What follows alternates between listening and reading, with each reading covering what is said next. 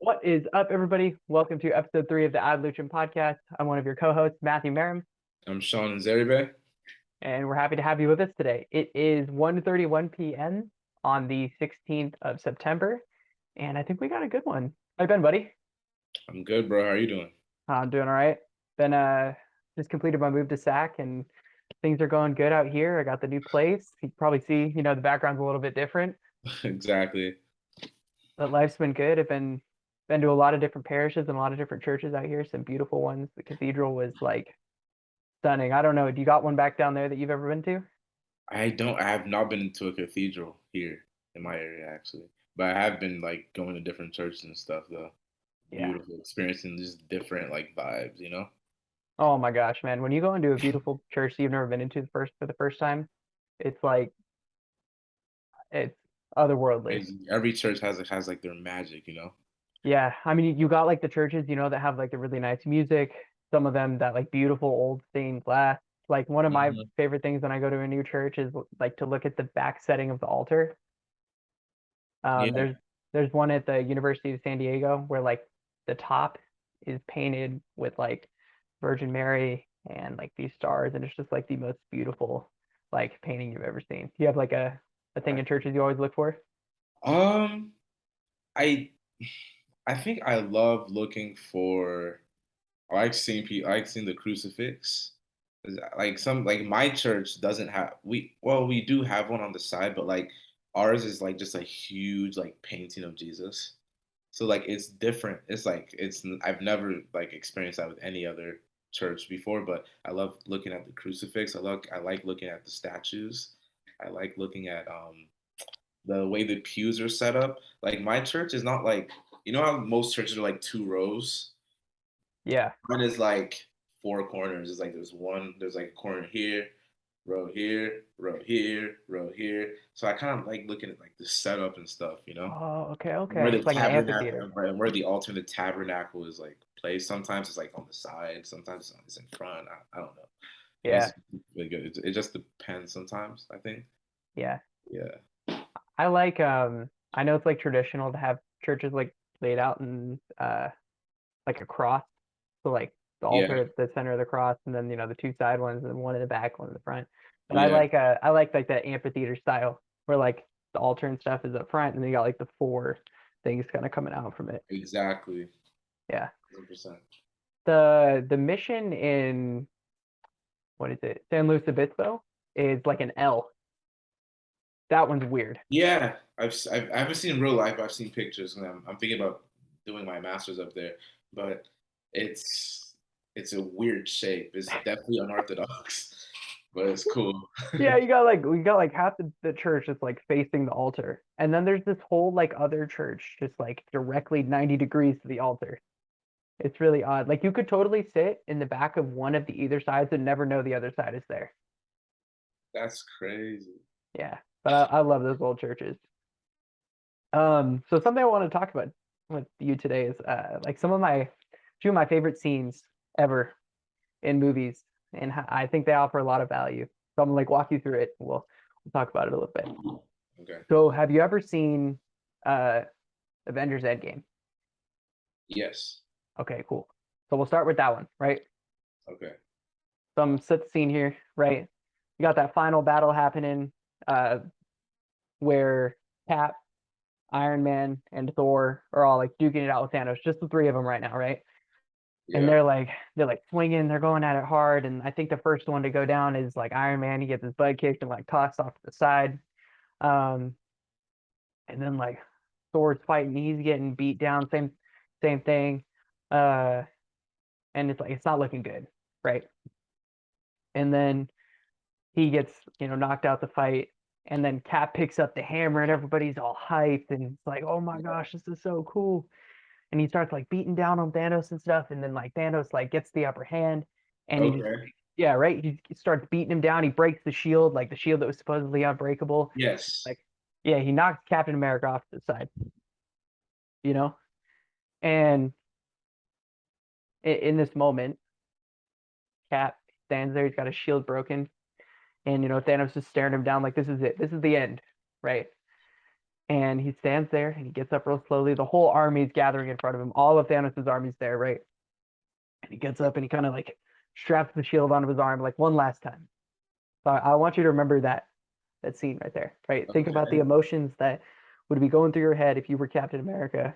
Like, take yourself back to, I think it was 2019, 2020? No, 2019.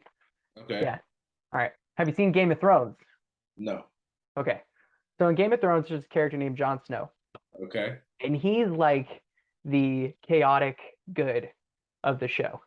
Okay. He's like this bastard child. He's a great warrior, but he's like good to a fault.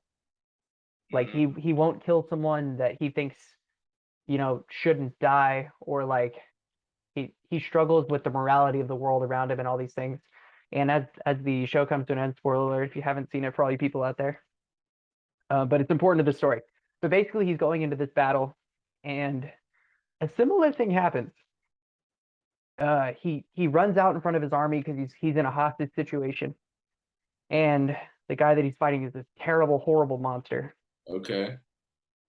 And unfortunately, the hostage situation goes poorly. The hostage dies, and now John's stuck out in the middle of the battlefield. Where if you know anything about medieval battles, it's the worst place to be. Right? Okay. You never want to be on the front lines, and you never want to be alone because the archers can take you out. Like you're just in a terrible spot. And as he looks up from this person who just died in his arms, I won't spoil it just in case. I'm only giving what I need to. Okay. He sees the other army just riding at him with horses, which Okay. way back in the day was a terrible thing because if you're on your feet and all the horses are riding on you, you have no chance. You can't outrun a horse. You can't even stab up at the person because the horse is almost taller than you. Like you're basically done. It's a very similar scene, and he just kind of stands there, right? And he takes his sword out one last time. He pulls it out, and he takes his scabbard, right, the thing that holds the sword, and he throws it aside. Okay. Um, very very eerily similar scene, and they came out around the exact same time, which I think is really interesting. So both scenes were probably written Was concurrently. that like the season finale of Game of It was Thrones? in the either the season before the last season or in the last season. Okay. Yeah. So very similar scenes as you see.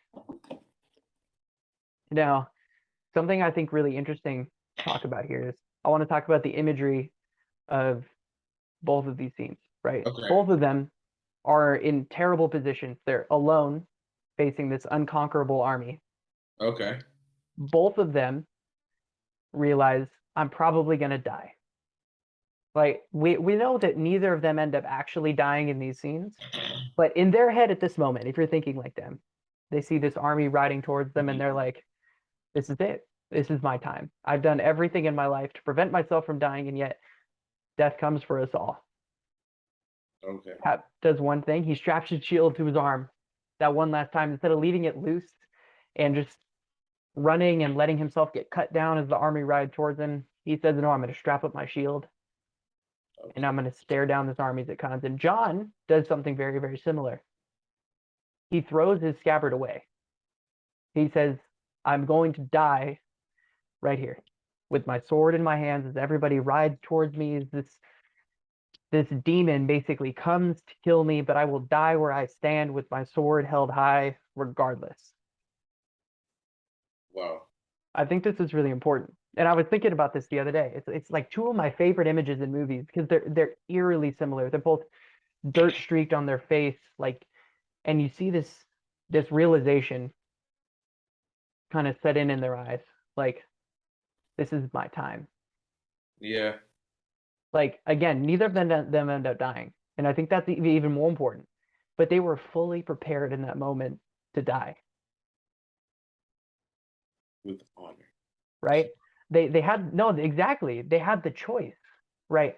They're these two equally good people in these shows, right? In the Avengers universe, like Cap is like this Christ-like figure.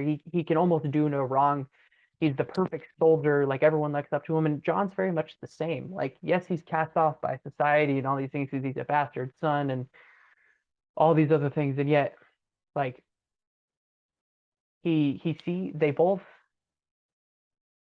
they're given a choice here. Okay. In the face of the ultimate evil, they can either run and give up and be like, this is it, or Surrender. yeah, exactly, right? I can give up to the evil. I can let it take me, and everyone will see it, right? Like if John tries to run back to his men, they will all see him die regardless, because the horses will catch up to him, and that's it for him. And then for Okay. Cap, the world will never forget, you know, like the day that Captain America ran away. And I think that's so powerful because sometimes in our lives, we may live the greatest life we think we could have led. We could have tried to be Captain America. We could have tried to be Jon Snow. We could be the one that everyone looks up to. And then someday that army's going to come for us. Mm, And a lot of the times, like, you're going to be alone. that's true. Like, and not in the sense, like, and you have a choice here, right?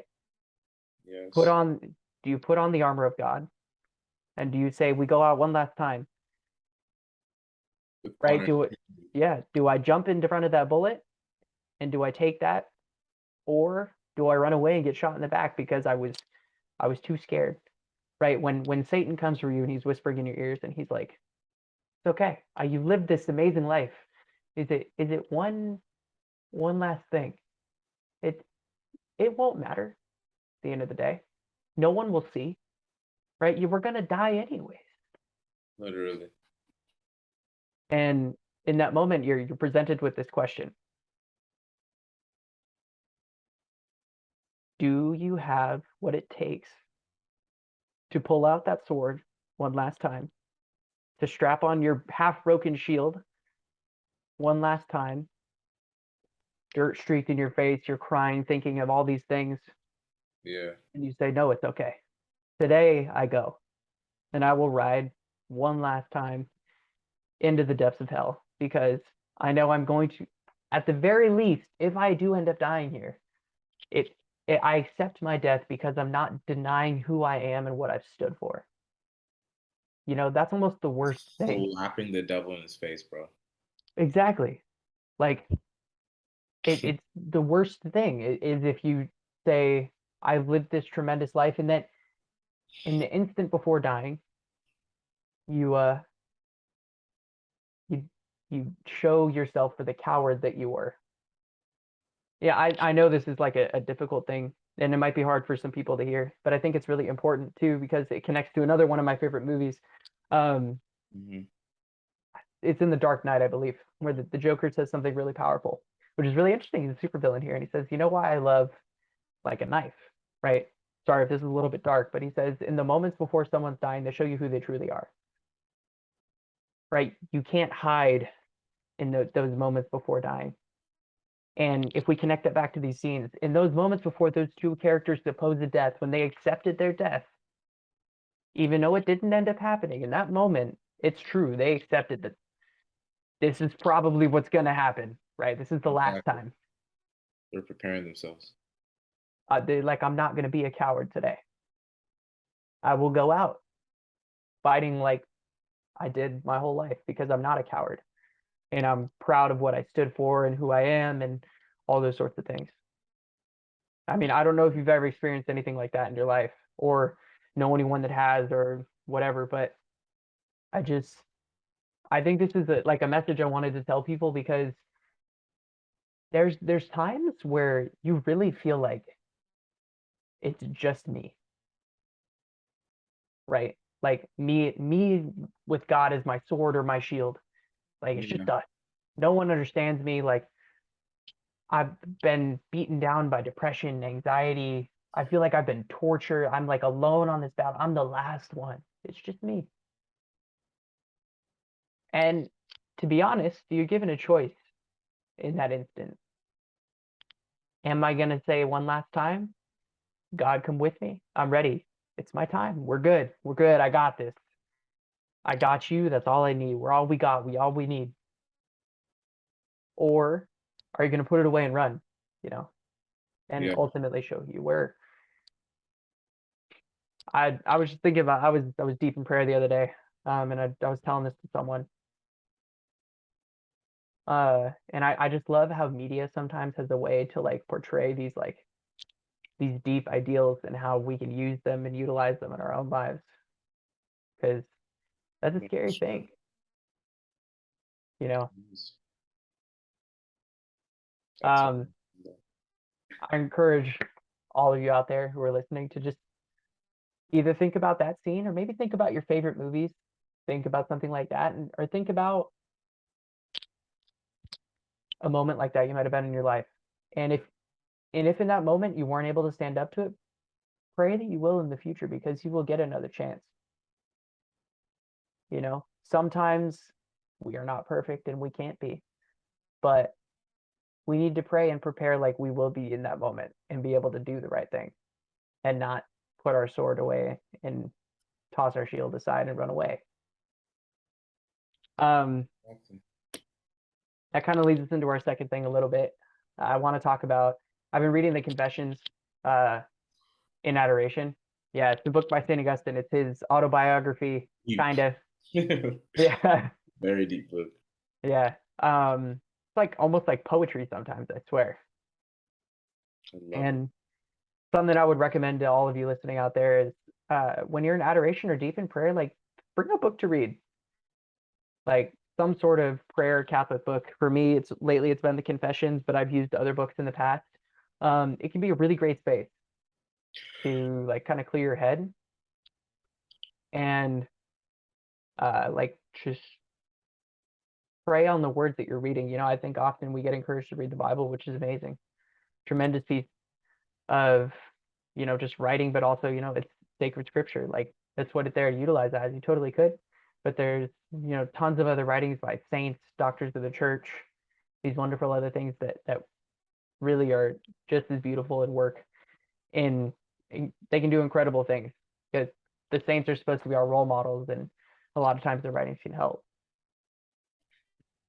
Um, but yeah, I want to read you guys this and we'll break it down a little bit piece by piece because it can be a little bit dense. Yeah. It's a little bit dense. All that you experience through it is only partial. You are ignorant of the whole to which the parts belong, yet they delight you. But if your physical perception were capable of comprehending the whole, and had not for your punishment been justly restrained to a part of the universe, you would wish everything at present in being to pass away, so that the totality of things could provide you with greater pleasure. The words we speak, you hear by the same physical perception, and you have no wish that the speaker stop at each syllable. You want him to hurry on, so that other syllables may come and you may hear the whole.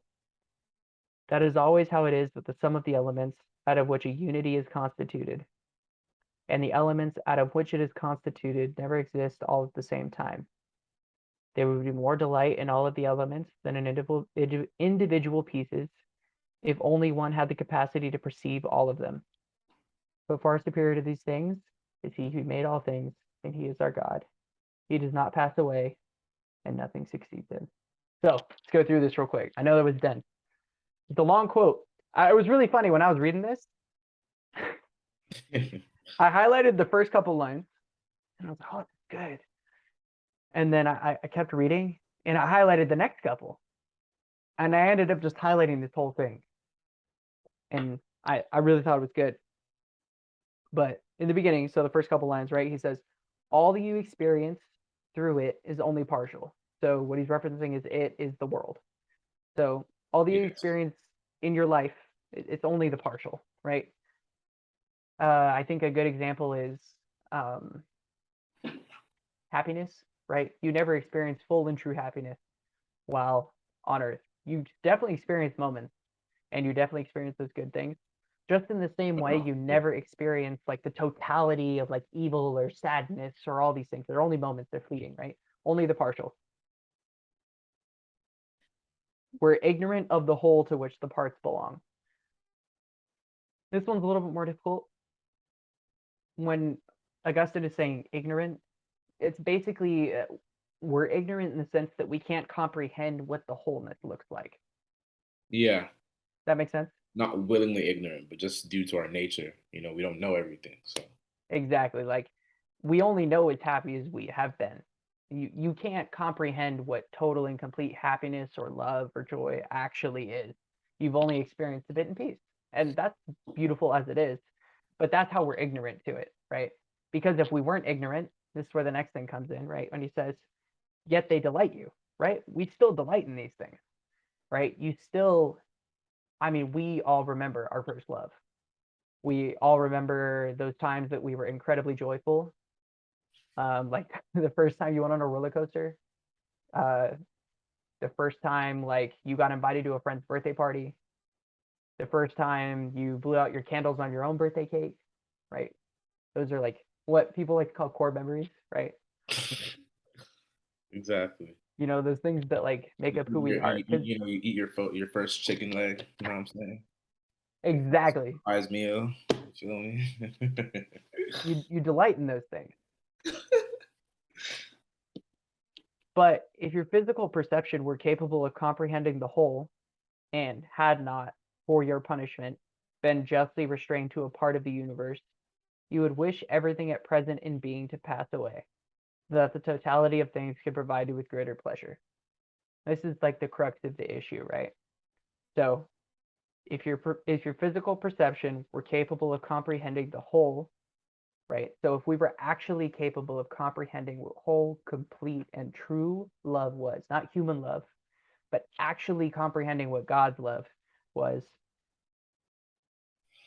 but we haven't because we lost that with original sin, right? That's what he's saying. He's like, we are tainted. We are not perfect. We are not one with God, so we can't understand this. You would wish everything at present in being to pass away. Basically, he's saying if you did understand this, if you could comprehend it, in that moment, you would have no zeal for this current earthly life that you have. You just crave the transcendent.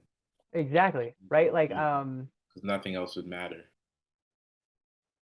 No yup, situation will sadden you. You wouldn't care who's ghosting you. You wouldn't care who's flaking on you. You know yeah. what I mean? Like you wouldn't. Nothing would matter at all, except for the love. You just be searching it. You know what I mean? That's why I feel like saints on earth. Like I feel like they try to replicate that love in adoration. They try to do it in service to others. They try to help people no matter how much it hurts them. That's why people take delight in suffering. There's some people who like, no, I love the idea of suffering because it can make other people's lives easier. Not because you love suffering in general for the sake of suffering. No, that's a different issue.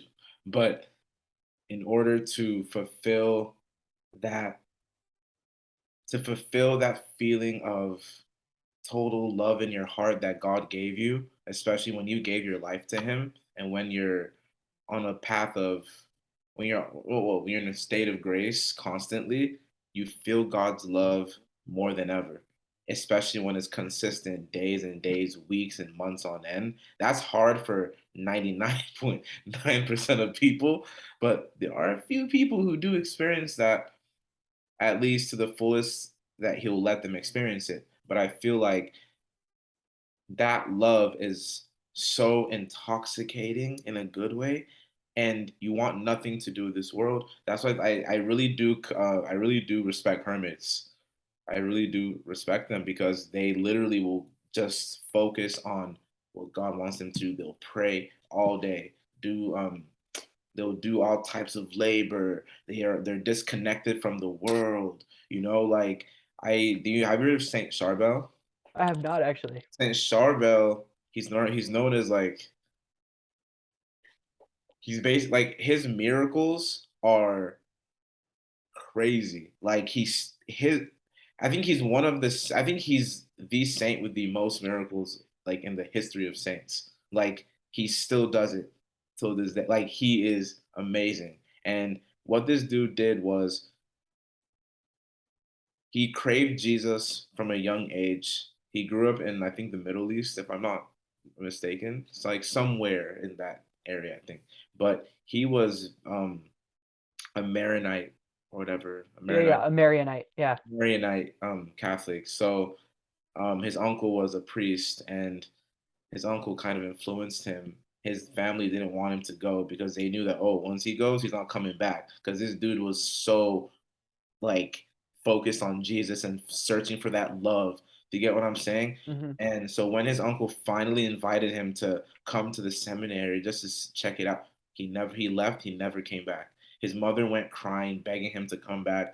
Like, but then he was really sad by that, but he knew that this was the only way he can feel God's love totally. He can do what God wants him to do. He felt like God was calling him for more.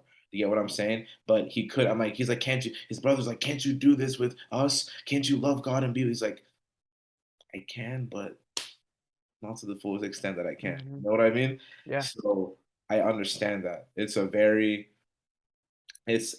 an unexplainable feeling.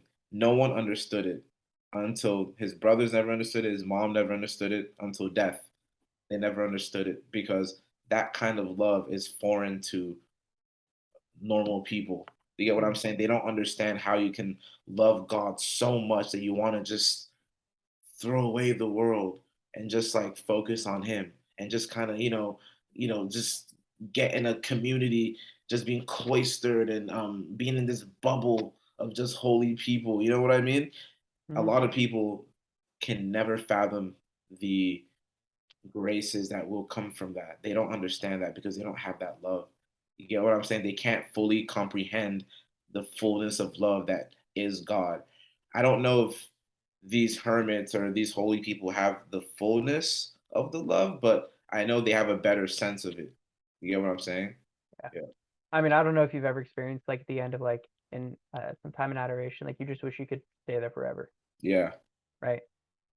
And honestly, well, I know, I mean, at least according to what Augustine's saying, he's saying if they had experienced the totality of what it meant to exist in God's love, they would want to die, right? Because the world simply would not be a place they would want to be anymore, Yeah. you know? Um, and that's incredible. Like, you think about how tremendously wonderful, at least moments in our lives have felt to even think that there could be like more than that, like that's amazing. Those moments when you felt such an intense and acute like feeling of love, and Yeah. then you're like, wait a minute, there's more, there's a little bit above and beyond that. Like that's awesome.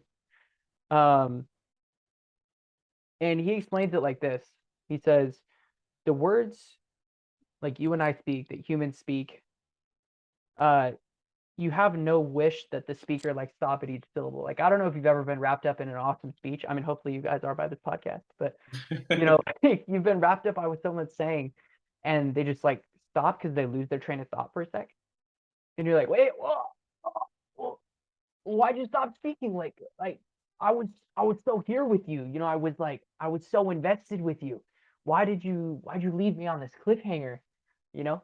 And he's saying the same thing, like that the totality of their story and their sentence, like it stopped and you felt like you were missing something.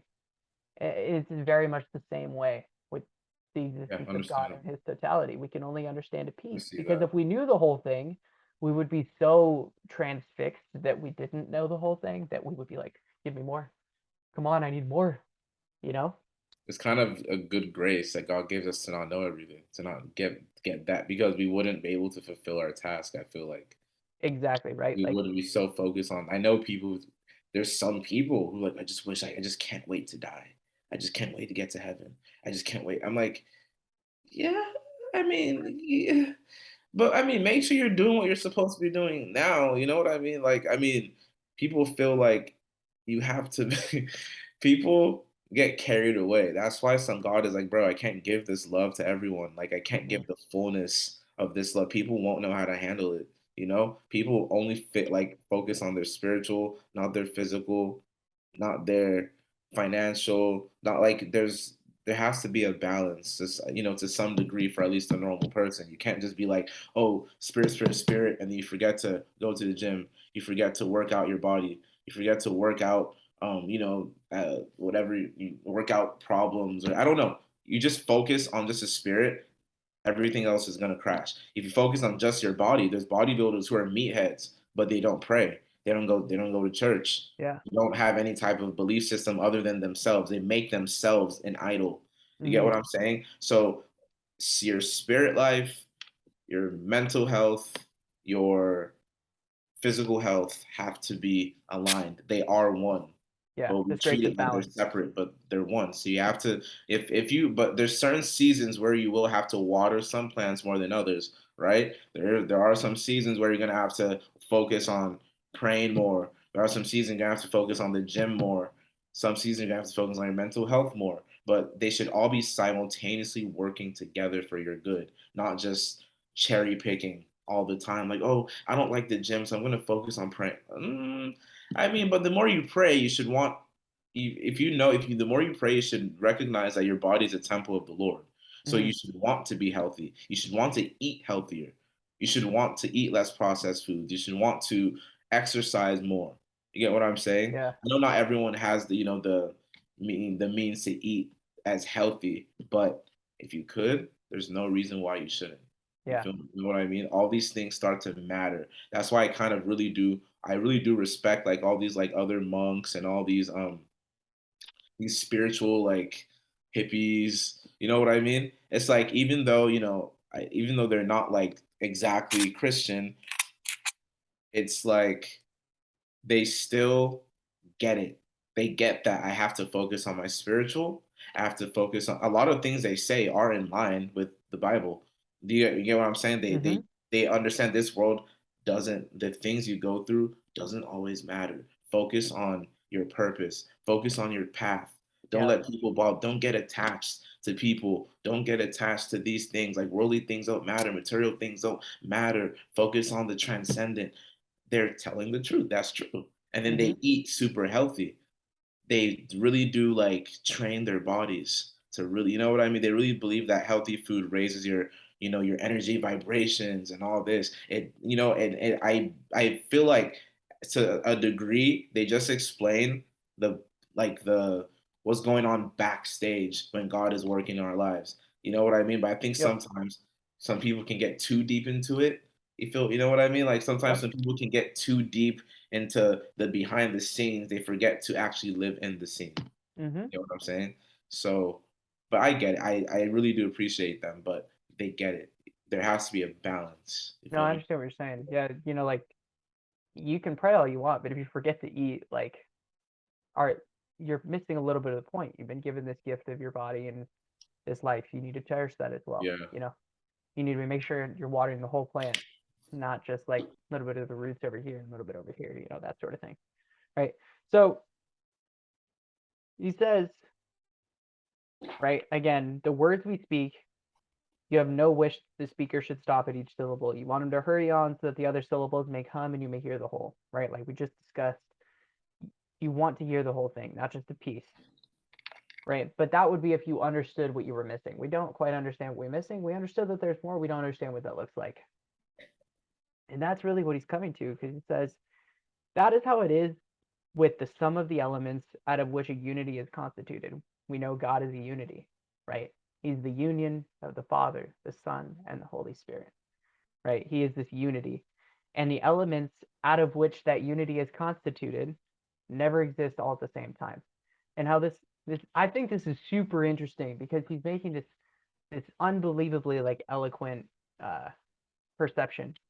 God is a unity and he exists out of some elements we have no idea what those are because they exist outside of time, right? God exists forever. He has existed always and he will always exist. He is this unity. And the thing that he exists of, right? None of those things all exist at the same moment, right? Just like God does. God is present currently, he always will be present, and he always was present. He is this unity. Yeah. And there would be more delight in all of the elements, right? Than in these individual pieces that we experience, if only we could perceive all of it. And it's like the bitter irony, right? This like As Catholics, we have the opportunity to know and understand that it's out there, Yeah. but we don't have the opportunity to experience in this life. And that is the bitter irony, right? Like, you know God is real, you know he exists, and yet you cannot experience the fullness and trueness of God in this life. That's what Augustine is saying. He's like, it's this bitter irony, right? You hear like the most beautiful note of a song you've ever heard, and yet you know you can't hear the whole song. He's saying, Yeah. you know, you have the best bite of food you've ever had in your life, and yet you can't finish the meal, Ooh, right? that creates like a longing, Exactly. you know? And it's something that's really, it comes up again and again and again and again in the confessions, right? His heart, his soul, his whole being is complete. It's restless. It's out of whack until he completes his life and he's able to go see God. And he recognizes this in the most like beautiful way, I think. You know, Yeah. he recognizes that he has been given this wonderful and incredible gift to know God during this life, and yet he can't comprehend and understand quite exactly what that is. Only pieces. So he finishes with this. But far superior to all these things. So superior to the little pieces of God that we know, superior to like the things that somehow create or somehow it like God is made of, right? That we have no idea what are. Superior to both those things Mhm. is the one who made all those things, and that is our God. He does not pass away, and nothing succeeds him. Right? He Not finishes with even this line. Popeyes. Not even Popeye. Just Oh, like think about that for a second, right? The most beautiful and incredible thing you could ever experience in life, in our like actual current human lives, yeah. is only a piece of like this big puzzle that is like the ultimate goodness. And yet we have a chance to experience the person who made the freaking puzzle. Like that's what Augustine is saying. Like you have one piece of the puzzle right here.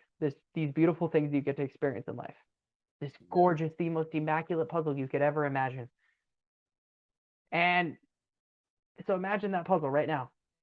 But now imagine you get to actually reside in and with the creator of that beautiful and immaculate puzzle. That's God.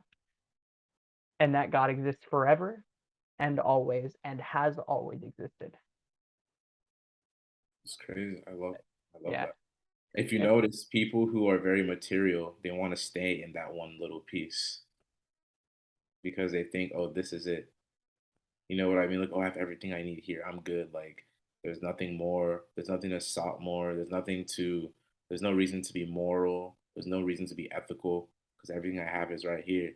You know, I got my Gucci belt. You know, I got my Rolls Royce. You know what I'm saying? I got my yeah. Manhattan beach house. Like, I'm good. Like, but people, if you notice, people who search, who want more, a lot of celebrities come to this term. A lot of celebrities like that's why no matter what type of celebrity you are, I have some level of respect for you because God tests you in public, you fail in public, you succeed in public, you get tried in public, your trials are in public, everything is public. You get what I'm saying? Your spiritual um conversion is in public. Every lesson you learn is in public. So I feel like they really that's why heavy's the head that wears a crown. You feel Mm-hmm. me? That's why people look up to them so much.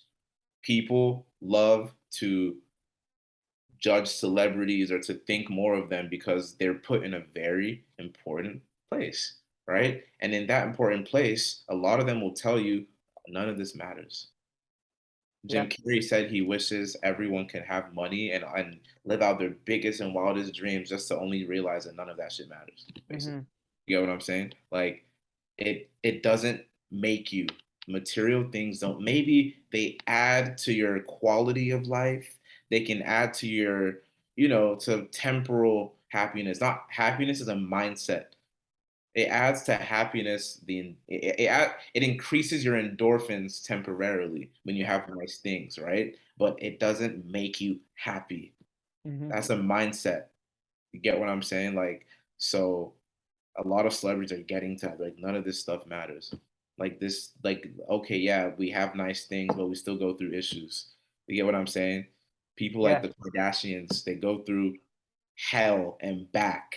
But people think, oh, but you guys are like rich and successful and famous, and you have every car you want, every designer thing you want. Da, da, da, da. You have food to eat.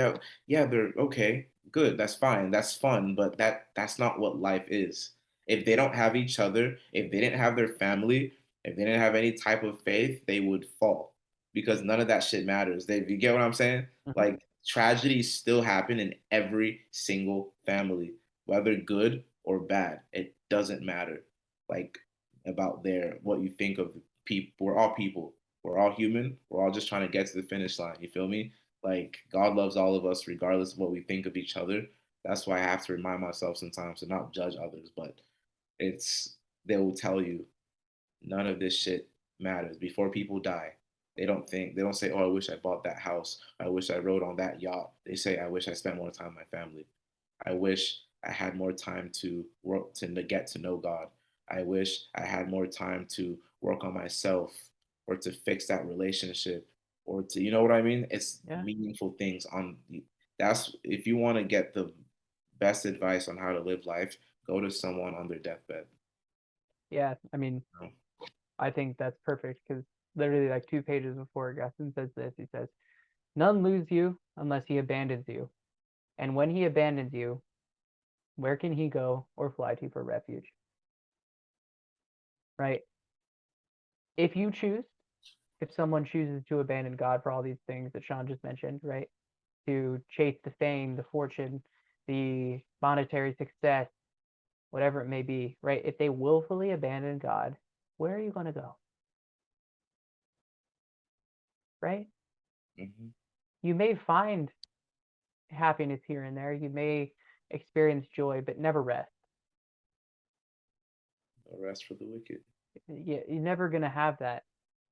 And then the decayed part of you will receive a new flowering when you return upon the return of the prodigal son. The decayed parts of you will receive a new flowering, and all of your sickness will be healed simply by returning. Amen. You know, I mean, it's incredible, really. Like you stand with him, and you will stand fast. And if you rest in him, you will be at rest. It's just like it's. I really encourage all of you to read this book. It's very dense. It's probably one of the hardest things I've ever read in a good way. Like I have to sit there sometimes and read a page like 3 or 4 times through and actually You do highlight that what I too? want. Yeah, yeah. Because it's like I felt the impact in my head. Like, oh, that was good. Someone asked me, what was good? I don't know. I just know it was good. So I go back and I read it again, and then I read it again one more time, and then I'm like, okay, I think I understand. Like that really long one we just broke down. Sean and I were talking about it before we got on here. Like you read it through the first time, and you're like, whoa, I know it sounds good, but like, what does it Get mean? bits and pieces of it, but what is he saying? Exactly. And then you go back through and you actually pray on it, and you let your mind go, and you let your soul feel it, and you internalize it, and you're like, there's knowledge here, there's power here. Let me hear it. Exactly. You know. Um, I mean, I feel like I could go on forever and ever. Like I literally, I'm scrolling through. I have like already almost 100 highlights, and I'm only 70 pages into this dang book. Um, if you guys want to hear more on the quote side, let us know in the comments on the Instagram. Like, let us know, and we'll do more on stuff that I'm reading and highlighting. If there's books you want us to check out that you think we should read, please send them. Always need Another them. book that's really awesome, I heard is Rules by Saint Benedict. What's that? It's like a really like my in confession, my priest recommended it to me because he just sees that I have Saint Benedict around me all the time. He's like, I have the necklace, the Yeah, bracelet, I have different medals. He was like, "Do you have a devotion to him?" I was like, "What do you mean? I didn't notice." yeah, You know what I mean? I was like, "Oh crap!" Like, but he really did say like this. I think it's called Rules by Saint Benedict, something like that. okay, Like it's really dense, but like he said, it really does transform your spiritual life. You know yeah. what I mean? Like it's a lot of hard truths in there. It really does strengthen you. You know, so I think I that's mean, a good book. dude, that's the wonderful thing though. Like, there's so many. I mean, thousands of years of like incredible things being written. Catholic Church is deep, bro. That's Deep. for sure. There's no excuse. Yeah. I mean, and there's multitudes of ways to use it, right? Like we talked about using it in prayer, Yeah. and then you can use it, just as your daily reading. People like to read a lot. You can listen to an audiobook as you're on your walk, on a prayer walk, all that sort of stuff. I mean, it, it really is awesome. I would highly recommend to anyone, like start picking up some Catholic reading and doing it, even Yeah. if it's painful, even if it's one page a day. Say you have a 300-page book, that's a book in a year. That's more than some people do in a lifetime. You know, True. pick up that one page, read it, reflect, pray on it. Boom, there's your day. Do There's the your same with 5 the minutes of Bible. prayer for the day. Do the same with the Bible. Read a chapter a day. It Yeah. gets really easy. Well, yeah, you know the Bible app. Do you have it? Is it the one? Is it Brown? Yeah. Yeah. So that the verse a day, I read it all the time. Like, okay, but that I like how they show you just the verse because you'd always want to know more. You because you click on it, then it says read full chapter. Because I want to see what it. You can't just always cherry pick verses. You gotta be like, why is God saying this, or Yeah. why is this author saying this? You know what I mean? So you click on it, you read the whole chapter. It's like, whoa, it's crazy. I think my favorite book right now is the Psalms and Proverbs. Like it just lights your heart on fire. Dude, Honestly, you know what's crazy about Psalms and Proverbs what is like so many things that we say nowadays. It's like idioms or like sage advice or it's like from there. yeah, It is. it's crazy. Especially Proverbs, underrated book of the Bible. All teens and young adults really need to read the Proverbs. Yeah, because it'll just like it's just spitting facts from like thousands and thousands of years ago that still say, you know. It's crazy. Yeah, it's amazing. I always tell people this was recommended to me, and I stick with it. Like start with Romans. Romans is good. Very Yeah, direct, straight to the point. Paul was talking to the Romans, and he's like, "Listen, all right, you guys kind of suck. This is how we're gonna get better." And the Romans were pretty straightforward people, and so they yeah, listened to really straightforward statements. Paul was a Roman too. Romans is really easy, like in that sense. And then yeah, from there, I mean, I've heard Sirach is good. You can always start with the beginning of the Bible. The stories are cool, but there's a lot of names. It's a little scary. Yeah, right? yeah. Oh my gosh, the names, bro. Yeah. Start with Yeah, the Gospels. They're a good place. I start with Uh, the Gospels and I go back. the Gospels are good because like it's like 4 different retellings of a lot of the same stories.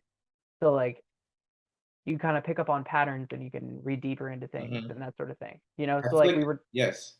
Sorry, continue. we were just talking about how like you sometimes need to like reread and go back Yeah. because you didn't understand it. Well, in the Gospels, a lot of times you'll read another Gospel and it'll come back to you and you're like, I read this before. No, literally, yeah. I love that like repetition and different like Yeah. mindsets, different perspectives. But I feel like reading Genesis first and then going back to read the Gospels is actually really beneficial. Mm, I feel that this because the Genesis really alludes to a lot of things in the future that people don't understand. You feel yeah. me? Like things I just barely started. I just barely noticed. Like I went to Bible study the other day. I was like, I did not notice this. Like I didn't know Genesis alluded to like Jesus and Mary. It alluded to like him like her crushing the head of the serpent and this and that. Like all these things that we believe you can see in Genesis. You can see why it is the way it is. You can see why Jesus is the new Adam. You can see why Mary is the new Eve. You can see the parallels between the old Ark of the New Covenant and the new Ark of the Covenant. You know what I mean? With Yep. all these the Old Testament really does like it really does foretell the stories that will happen in the New Testament. You feel me? That's another thing that's just like crazy. The way Isaiah predicted Jesus's life, I think Isaiah chapter 53, if I'm something not like that. mistaken, or 51, like around that area. But a lot of Jews don't teach that because a lot of them say it's controversial. Like a lot of them like, oh, it's just talking about people think it's Jesus. So I'm like, bro, wouldn't Literally that irrefutable. mean that If you you should ask me. probably do a little more reading? You know what I'm saying? Like, why are you gonna like not teach a book? Why are you not gonna like, Yeah. because it'll lose to Jesus? Like, if that happens too often, so I'm like, you gotta break down those walls up here and kind of open up your heart a little bit. If it's literally saying this is Jesus's life, then you pay attention to it, bro. Yeah. Like, it's crazy. But yeah, I love all the foreshadows. So you won't be lost if you read the Gospels before those stories. Because if you read the Old Testament after the Gospels, and you will still be like, oh, I see the parallels. You'll see, oh, that's why this happened. That's why Jesus had to do that. That's why he refused to do that. That's why Mary did this. That's why Pilate did that. It's a very informative and deep, deep, deep book. Speaking of connections, I was scrolling through the old IG the other day, and I ran into a really interesting reel real quick, and it was, do you know what's repeated in the Bible 365 times? Exactly. What? What phrase in the Bible is repeated 365 times? I forgot what it was, but I remember. Do not be afraid. Not be afraid. Yeah, You know what I thought was really interesting about this, right? That's the exact amount of days in a year. that's crazy. Every single day, God tells you, do not be afraid. Exactly 365. Come on now, people. Let's think about this. Every Crazy. single day, he's looking at you and he's like, hey, hey. And you know what's even crazier about this? When the Bible was written, they didn't use the current calendar. Of course. No, they used I forget what it's called. You know what's even crazier? The creators of our modern day calendar actually learned this today, Jesuit priests. Yeah. And it's been described by a lot of scientists as the most perfect calendar you could ever make. Yeah. 365 days. Who'd have thought? Who Right? would've thought? And it's like this beautiful connection of how like the Bible, you go back and you'll read this thing and it'll be like it connects in the most beautiful and wonderful ways because it's divinely inspired. 365 days. If you're ever worried, if you're ever afraid one day, it's okay. God already told you that day. Do not be afraid. For all you leap year people out there, like, okay, fine. You know, that's once every 4 years. You might have to deal with one day. But how likely is it that our actual calendar lines up that well? That perfect. Isn't that 365 days. crazy? Nuts. It's just like Isaiah. Seriously, like if you ever read through Isaiah, all of you out there, you'll see that you know, by the time you're done with Isaiah, it's like, okay, this is it's pretty crazy how many times it lines up. That's all It's a little Jesus' crazy. life. Even the way he dies. I don't Yeah, know. Crazy. yeah.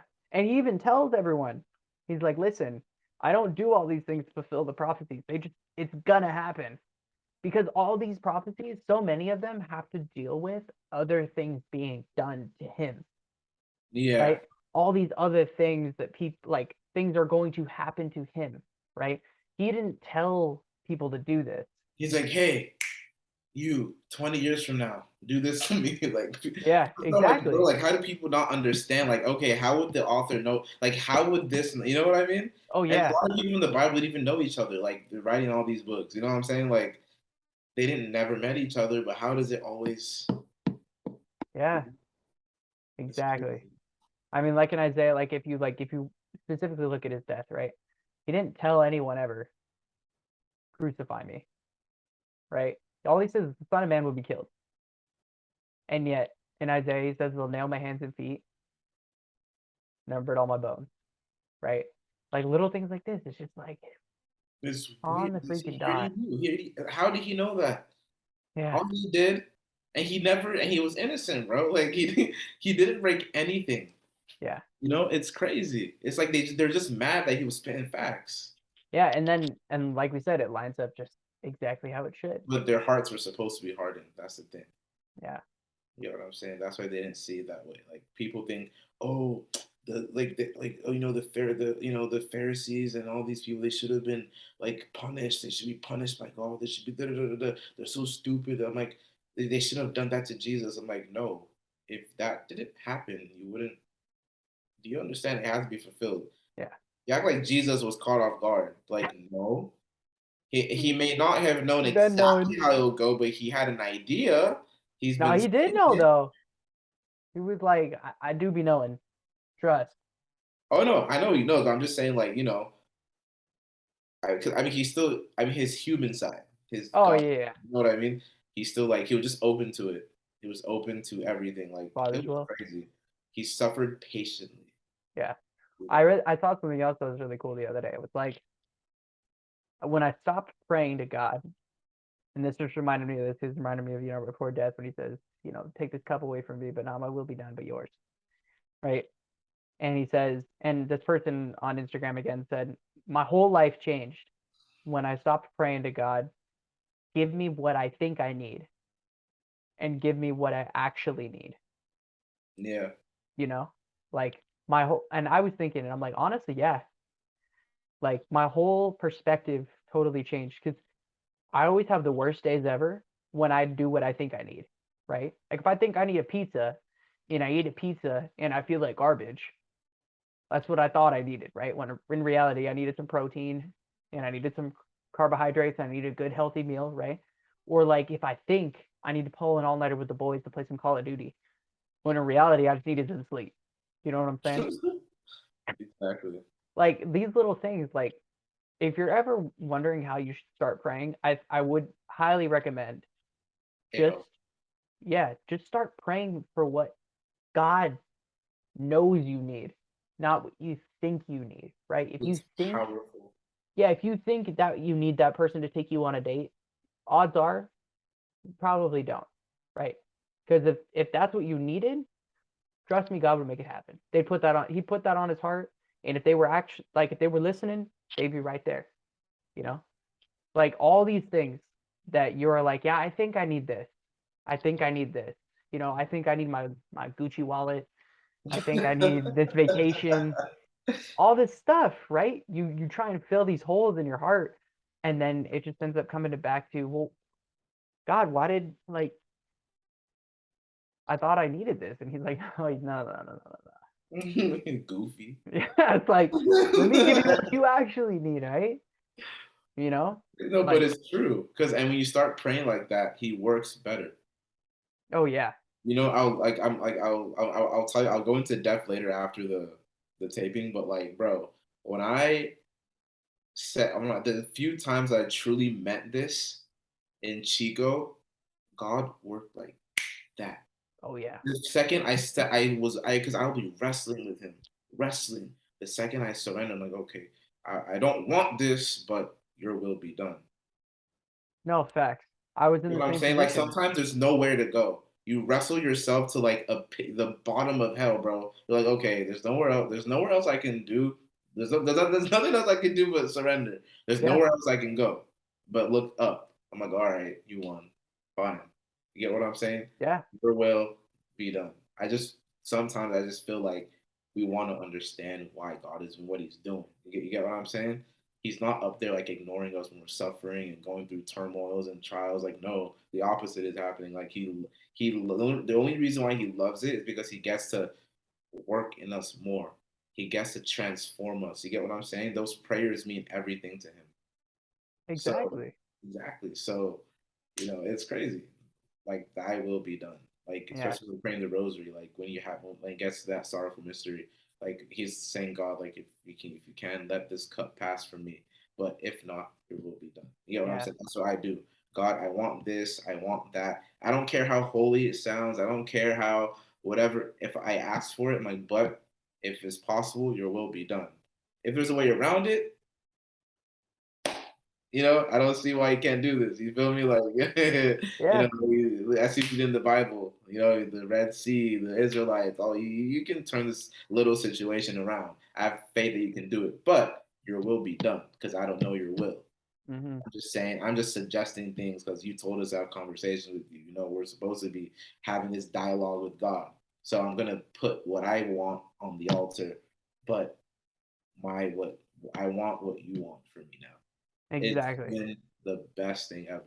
Like just living like that. Sometimes you'll be pissed off, and sometimes he'll do things in an abrupt way that you're not really ready for. But he said, "Yeah, you said mine will be done, not yours." I'm like, "Yeah, but you can be a little like less harsh with it, bro. You didn't have to like go all bonkers on that, But Yeah. hey, it is what it is." But like seriously, a huge thing in because you're both in both instances you're saying give me what I need. But in one instance you're saying give me what I think I need. And in the other instance you're saying give me what you know I need, Yeah, right? Because like we never really know what we need. Thousands of years in human history and people are still trying to figure out what am I supposed to eat? How much am I supposed to exercise? How much am I supposed to sleep? How much of this, how much of yeah, that? The only one that knows is God, right? We can only try and live as best as we can and listen to God and God's influence as much as we can because He knows what we need, you know, right? exactly. If you haven't spent some time in prayer lately, go and do it. Take it from us. Like you might get more out of 1 minute of solid prayer when you've been stuck for months than you'll get out of 4 hours of journaling or Hmm. 5 hours of like a hike out in the wilderness or whatever it may be, like a good focused minute of Yeah, prayer. Set a timer, close the curtain, light a candle, close your eyes, hold your rosary, grab a cross, like something. Close your eyes, set your timer, minute straight. Nothing. Just listen. Just think, literally, right? Let bro. your mind go where it needs to, let him guide you and see what'll happen. And it's crazy. Even Hollow, the app has that minute meditation. Facts. Hollow It sponsor us. helps. You can put whatever background you want. I like Gregorian chants. I don't know for I every. put nature sounds, I'm gonna be I put, honest. I put nature sounds if I'm like if I I put nature sounds if I'm like outside. I If put I'm it one time when I was in the office. I was just playing nature sounds inside. I was I like, hey, where's love that it. bird at? I love it. My Gregorian chants. I'm trying to scare away any demon around me, bro. Bro. Yeah, I Song got you. in the face. No, I'm saying. But yeah, I think we're gonna get out of here, guys. I hope you enjoyed this episode. Thank you for tuning into the Evolution podcast.